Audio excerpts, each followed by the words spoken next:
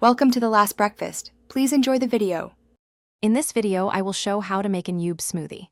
First, let's gather our essential ingredients.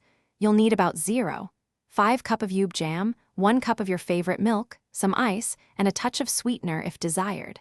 This combination creates a wonderfully creamy and vibrant purple drink. Make sure your Ube jam is of good quality for the best flavor profile. It's a simple start to a delicious treat. Now, let's get blending.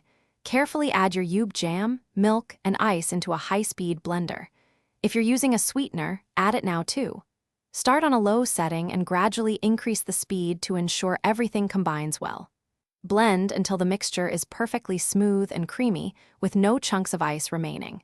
This usually takes about 30 to 60 seconds, depending on your blender's power. Once blended, it's time for a quick taste test. If you prefer it sweeter, add a little more sweetener and blend again briefly. For a thinner consistency, simply add a splash more milk and reblend. Pour your beautiful purple Ube smoothie into a glass. You can garnish it with a sprinkle of toasted coconut or a dollop of whipped cream for an extra special touch. Serve immediately for the best experience. Here are a few pro tips to elevate your Ube smoothie game. For an even colder and thicker smoothie, you can freeze your Ube jam in ice cube trays beforehand. Also, don't hesitate to experiment with different milk alternatives like oat milk or cashew milk to find your favorite combination.